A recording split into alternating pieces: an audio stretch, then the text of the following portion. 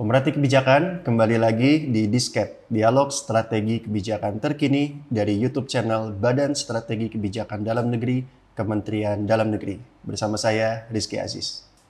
Untuk episode kali ini sudah ada bersama kita tamu dari Banyuwangi, salah satu daerah yang terkenal sangat inovatif, di mana pada pegelaran inovatif Government Award beberapa tahun, Banyuwangi kerap kali mendapat penghargaan dari Bapak Mendagri atas inovasi-inovasi yang sudah diterbitkan. Untuk itu, mari kita berdiskusi dengan Bapak Khoiril Ustadi Yudawanto, Asisten Administrasi Umum Pemkab Banyuwangi.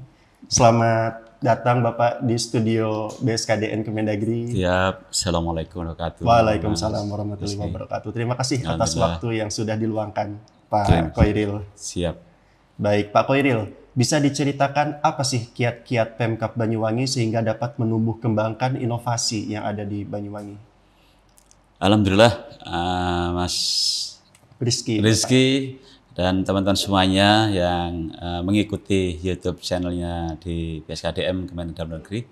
Alhamdulillah, kalau boleh cerita bagaimana menumbuh kembangkan inovasi di daerah, tentu ini tidak lepas dari sejarah lama Banyuwangi, yang Banyuwangi dulu dikenal menjadi kota-kota yang tidak nyaman ya, kota yang terkenal dengan sandatnya, kota yang terkenal dengan kemiskinannya.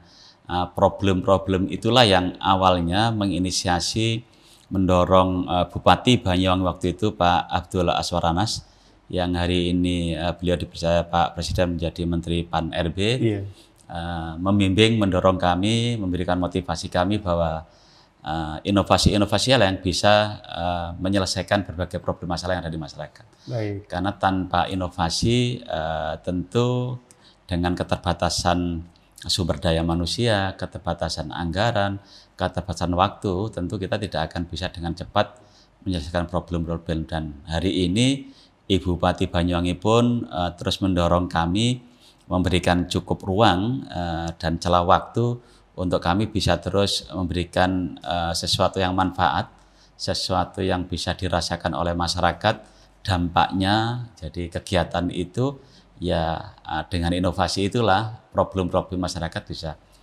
terselesaikan. Jadi kiat-kiatnya ya karena memang antara leadernya, pemimpin dengan birokrasi, dengan masyarakat itu tumbuh saling kepercayaan yang cukup kuat. Sehingga antara pemimpin dan yang mensupport beliau ini ikatannya sangat kuat, sehingga kepercayaan itulah yang bisa sangat kami yakini bahwa kami bisa bekerja dengan optimal, masyarakat juga mensupport, dukungan semuanya bisa baik, karena dengan berbagai macam inovasi yang pemerintah daerah lakukan dan itu dampaknya dirasakan masyarakat, sehingga itu terus bergayung sampai dengan hari ini.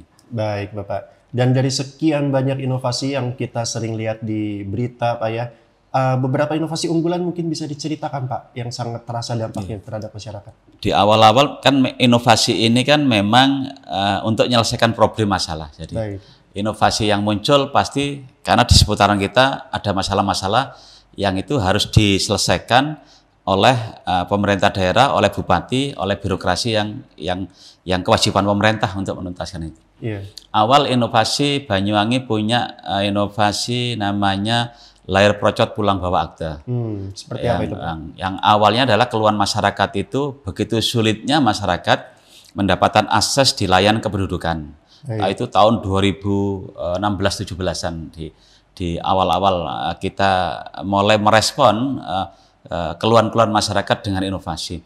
Nah, jadi begitu masyarakat ini mengandung, akan melahirkan, itu kita bersosialisasi melalui tokoh agama, tokoh masyarakat, agar sudah mulai menyiapkan nama.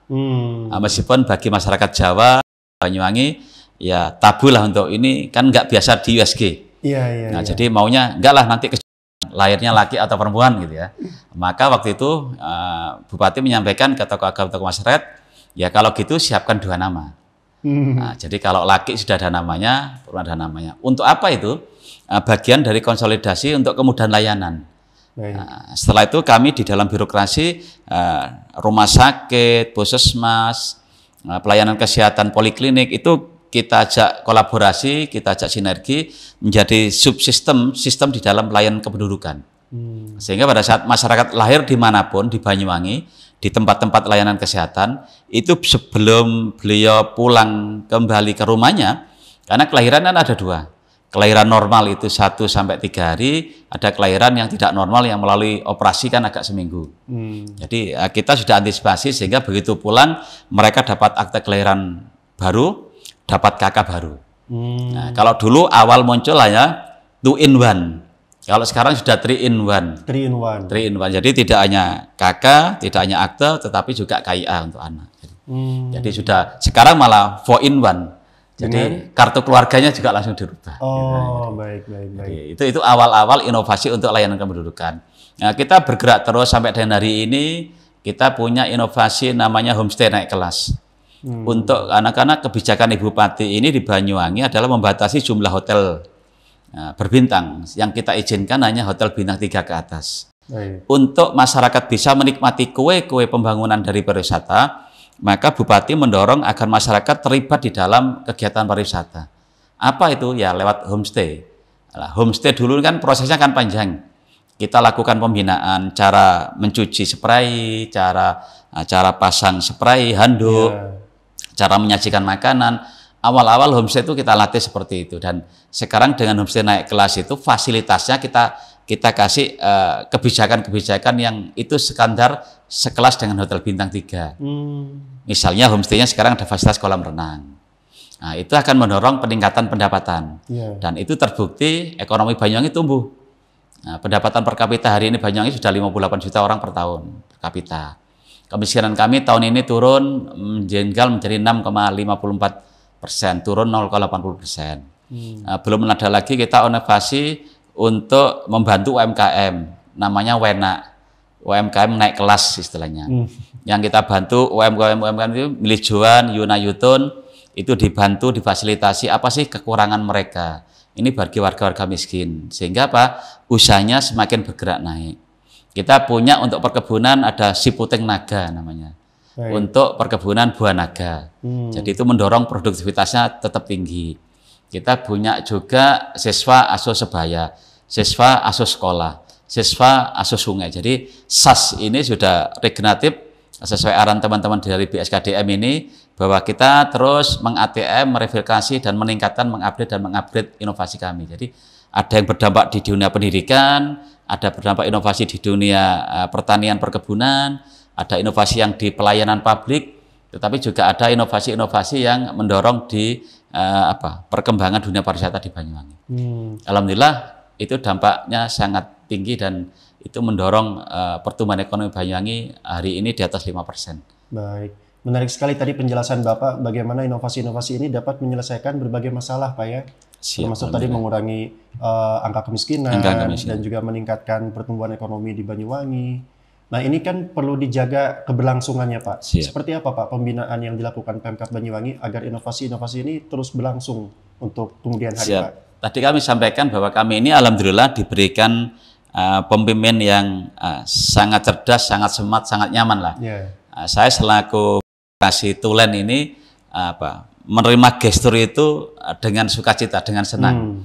Sehingga kami ini terus meyakini bahwa kita harus bekerja dengan baik untuk memenuhi ekspektasi masyarakat, tuntutan masyarakat untuk kemudahan-kemudahan, dan itu adalah dengan inovasi. Dan selama ini untuk menjaga itu, kita ini sekarang punya namanya rapot SKPD. Yaitu? Di dalam rapot SKPD itu kita masukkan di dalam peraturan Bupati kinerja daerah, itu one program, one inovasi. Jadi satu program kegiatan itu satu inovasi. Tentu ini akan terus mendorong produksi inovasi di Banyuwangi yang mudah-mudahan tidak akan ada habisnya. Karena persoalan sekitar kita ini kan, Ibu Bupati terima menyampaikan, kita ini pasti problem kan tetap ada, karena ini kehidupan yang dinamis, tentu pasti ada problem, dan problem itu tentu masyarakat harus diselesaikan. Pemerintah ini hadir karena kehadirannya ditunggu oleh masyarakat karena bisa menyelesaikan problem-problem yang masyarakat inginkan bisa mudah. Meskipun tidak semua inovasi itu terfasilitasi dengan digitalisasi atau teknologi IT ya. Karena memang kami punya inovasi yang hari ini ya, untuk Kiat itu kita punya inovasi yang manual dan berbasis IT juga ada. Jadi misalnya Bupati berinovasi ada bunga desa. Jadi Bupati ngantor di desa. Itu adalah inovasi untuk mendekatkan secara manual, secara fisik, pemimpin dengan yang dipimpin, Bupati dengan masyarakat, dengan Bupati hadir langsung ke desa. Dengan membawa semua SKPD, memberikan layanan yang dibutuhkan masyarakat hari itu. Jadi hari ini datang Bupati, meskipun Bupati ini bukan sebagai malaikat atau dewa, tetapi kan kehadirannya harus bisa mampu menyelesaikan masalah di sana. Bunga desa itu untuk pelayanan dan semua perizinan dan sebagainya itu di bunga desa. Ada juga inovasi namanya camping embun. Jadi inovasi pelayanan di wilayah perkebunan. Kalau kita hanya melihat sisi jumlah masyarakatnya, sangat sedikit orang di perkebunan, di perbatasan. Tentu Bupati sering menyampaikan kita tidak boleh melihat bahwa layanan terhadap masyarakat itu dihitung dari jumlah yang dilayani, tetapi seberapapun itu punya hak yang sama. Nah, inilah yang selama ini menjadi semangat kami di Banyuwangi untuk terus bergerak melahirkan inovasi untuk biar apa ya, ini menjadi terdokumentasi, terlembaga dengan baik, transparansi, maka itu menjadi kita masukkan di dalam aturan peraturan Bupati menjadi rapot SKPD. Rapot SKPD itu penilaian kinerjanya SKPD. Di dalamnya adalah inovasi itu menjadi bagian indikator penilaian parameter yang itu nantinya kalau inovasinya melebihi ekspektasi, inovasinya bisa menjadi terbaik di tingkat nasional, tentu ada reward dan punishment. Jadi sudah ada sistem penilaian yang komprehensif ya Pak. Siap. Baik, dan untuk menjaga keberhasilan ini kan perlu kolaborasi dari berbagai stakeholder ya Pak ya, tidak hanya pemerintah Kabupaten Banyuwangi sendiri. Bisa diceritakan Pak, mungkin ada kerjasama dengan pihak-pihak lainnya juga, seperti apa Pak? Pasti, karena inovasi itu kan pasti akan melibatkan baik untuk membangun brand, citra, itu kita melibatkan media sosial, media massa. Misalnya untuk inovasi sekolah asuh sekolah atau sekolah asuh sungai, itu melibatkan banyak pihak. Ya, karena sungai ini kan ini juga edukasi, juga sustain untuk lingkungan. Jadi ini pasti melibatkan berbagai pihak untuk terlibat di dalam itu. Ada lembaga pendidikan, ada NGO, LSM, ada wartawan, ada lembaga swadaya yang konsen kepada lingkungan. Itu yang selama ini kami ajak terlibat di dalam inovasi SAS ini. Kan SAS ini awalnya kan siswa asuh sebaya. Siswa asuh sebaya ini awalnya adalah menginisiasi kepedulian anak-anak negeri kita, siswa-siswi kita ini yang dari keluarga mampu itu mengumpulkan sebagian uang sakunya untuk membantu teman-teman yang nggak mampu. Jadi pasti melibatkan keluarga, karena harus melibatkan wali murid, wali kelas, dan juga melibatkan media massa untuk menggalang itu, melibatkan pihak perbankan. Karena pihak perbankan juga nanti uangnya akan terus terjaga kepercayaan. Jadi insya Allah keterlibatan orang di luar birokrasi itu sangat penting. Di samping untuk keberlanjutan, tentu untuk dampak yang akan dirasakan oleh masyarakat. Baik, luar biasa sekali Pak Khairil. Mungkin pertanyaan terakhir, dengan berbagai keberhasilan yang sudah berhasil ditoreh oleh Pemkab Banyuwangi, Pak Khairil sendiri ada harapan seperti apa ke depannya Pak untuk penyelenggaraan inovasi di tempat Bapak? Kami tentu berterima kasih ke teman-teman BSKDM ini terus memberikan arahan bimbingan untuk daerah. Memang inilah menambah motivasi kami di daerah, dan mudah-mudahan ya inovasi ini menjadi nafas untuk kita semuanya sebagai birokrat, bahwa kita ini manfaat ada pada saat apa yang kita kerjakan ini juga bisa dirasakan oleh masyarakat. Kami sangat berharap kementerian dan lembaga di nasional ini terus mendorong agar inovasi-inovasi daerah akan terus tumbuh, diberikan banyak kemudahan bagi daerah yang sudah memberikan inovasi yang berdampak kepada masyarakat, dan ada reward punishment juga, itu penting untuk inovasi. Kami terima kasih pada saat Banyuwangi ini lolos menjadi yang terbaik di dalam proses inovasi Government Award. Kami mendapatkan dana DID, itu sesuatu yang luar biasa bagi daerah. Jadi reward punishment itu akan semakin mendorong daerah dan kami semuanya untuk terus memberikan inovasi-inovasi yang terbaik bagi daerah, bagi masyarakat, dan pasti bagi negara kesatuan Republik Indonesia ini.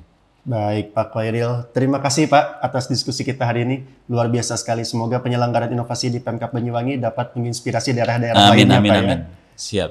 Terima kasih banyak semuanya. Terima kasih, Bapak. Pemerhati kebijakan adalah Disket dari Badan Strategi Kebijakan Dalam Negeri, Kementerian Dalam Negeri. Saya Rizky Aziz, pamit undur diri. Terima kasih dan sampai jumpa.